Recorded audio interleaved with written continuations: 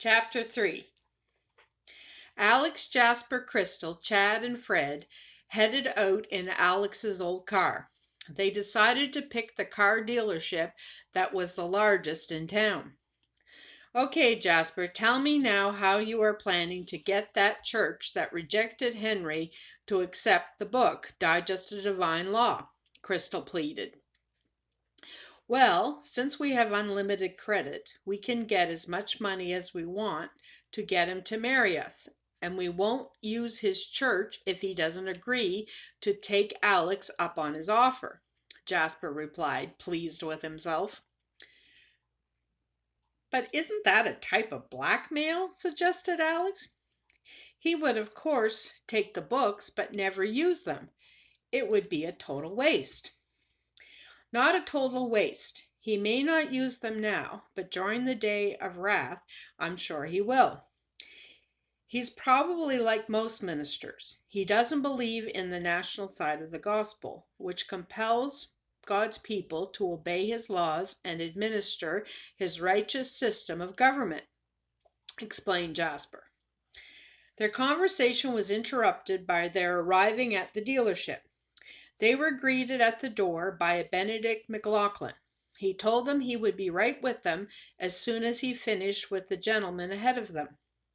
They looked around the showroom, but they couldn't help overhearing the conversation going on in the office, for a man was shouting, "But you don't understand. I need this car. I just got a job as a traveling salesman. Without a car, how will I feed my family?"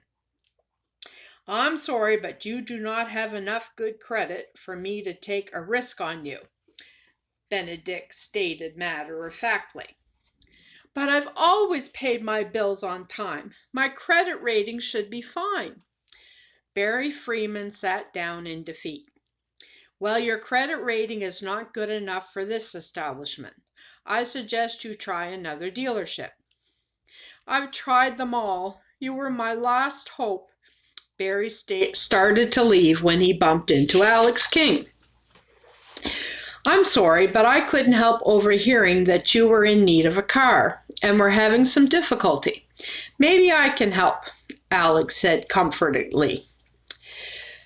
No one can help. Mr. McLaughlin is right. Anyone would be a fool to risk giving me money. I've had a run of bad luck, and this new job sounds promising, but I cannot guarantee I'll be a success at it," Barry admitted. "Well, I have faith in you. You look like an honest man to me. What car did you want to buy?" Alex probed further. "Oh, nothing fancy. The cheapest one they had that would be good enough to take me long distances," Barry stated matter-of-factly. "Well, I think we can do better than that. You just pick out the one you like best, and I'll pay for it," Alex said encouragingly. "Are you for real?" Barry asked in unbelief. "How could I pay you back?" "By doing me a favor. I have some literature that I want to get out in a hurry. You just take as much of it off my hands as you can, and wherever you go, give it out to anyone who will receive it." "That's all?" Barry asked, still in shock. "That's all," Alex concluded. "Wait a minute," interrupted Benedict. "I haven't approved your credit rating yet."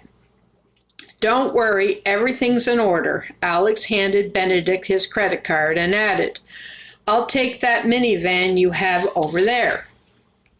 Benedict took the credit card from Alex and went straight to work, seeing if it was legitimate or not. In all his years as a salesman, he had never experienced anything like this. He found out that the card would cover the amount for the cars they wanted. He checked it again. How could this seemingly ordinary guy afford to buy 2 cars on this credit card? It must be a trick after all. He decided not to trust the machine. He would call the bank directly. Ring! "You have reached the biggest bank in town. Felicity LeBlanc speaking."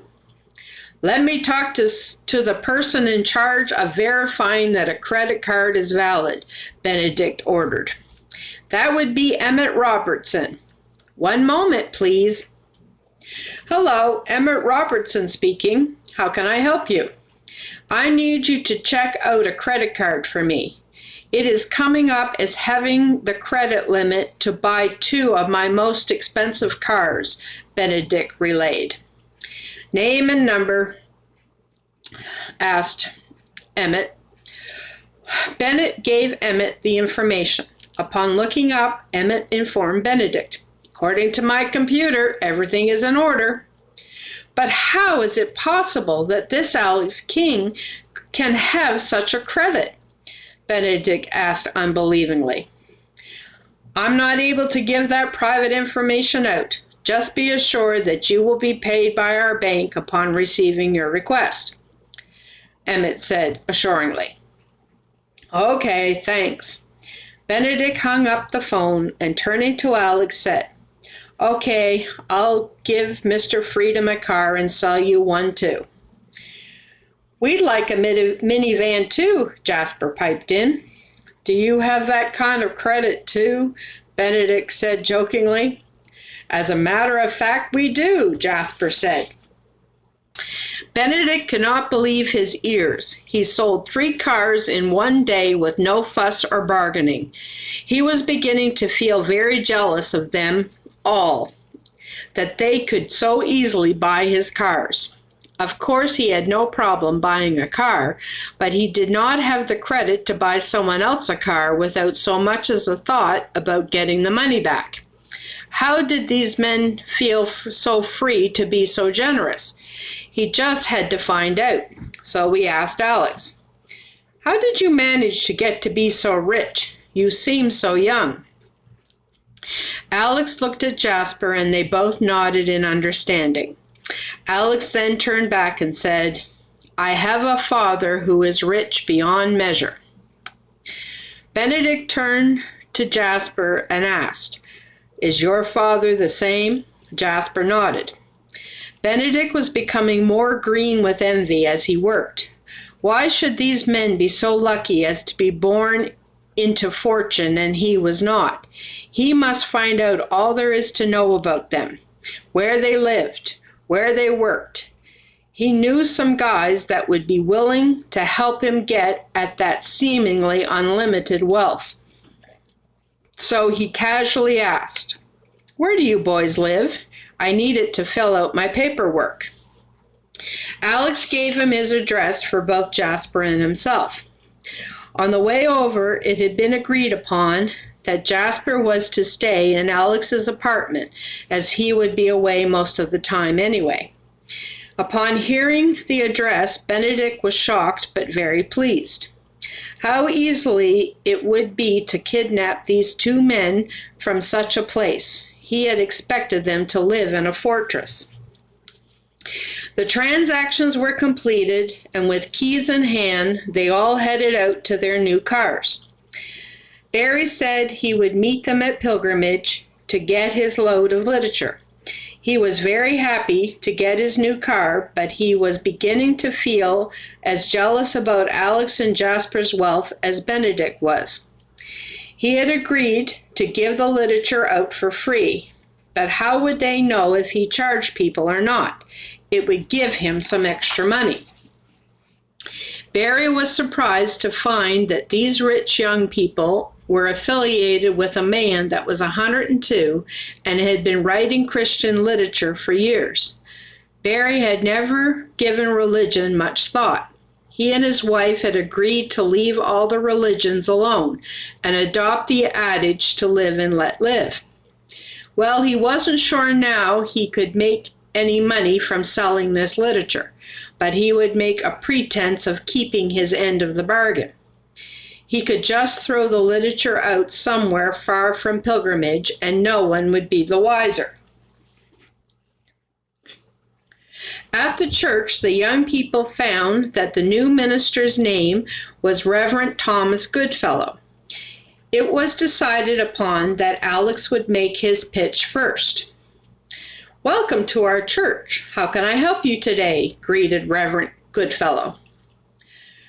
"Well, I have a book that I believe would be perfect for your Sunday school adult program," Alex pitched. "What's it about?" asked Reverend Goodfellow. "The law of the Lord and his righteous system of government," Alex said. "Well, thank you for your offer, but we are a church that only believes in personal salvation. We don't get involved with telling the government how to operate." "But it's the church's job to teach the people all about what God would have them to do. How will the people be able to influence their governments if they themselves are not schooled in the ways of righteousness?" Reverend Goodfellow and Alex argued back and forth along this line for a while, until Jasper thought it was time to use his strategy. "Seeing as you fellows don't seem to be coming to any form of agreement, maybe I can persuade the Reverend to take the books," Jasper interrupted. "What do you have in mind?" asked Reverend Goodfellow. "Well, Crystal and I want to get married, and we are looking for a church that can marry us in 3 weeks' time. I'm willing to pay you $5,000 if you will marry us. Let us use your reception hall and take enough books from Alex so everyone in your adult Sunday school class can have a copy." Reverend Goodfellow couldn't believe his ears. He had never been paid $5,000 to marry anyone. He would have, of course, agreed to this. But as to giving out the books, he had no intention of carrying out this part of the bargain. So he lied. "Son, you have a deal." Jasper paid him the money. Alex gave him the books, and then they left. In the parking lot, Alex said, "Well, here is where we part company for a while. I'll do my best to make it home in time to see you two get married." "You'd better make it home. You're the best man," Jasper commanded teasingly. "Thank you, Jasper. I would be honored. Okay, until then." "Take good care of him, Fred," said Crystal. "I'll do my utmost best to keep him safe," Fred assured her.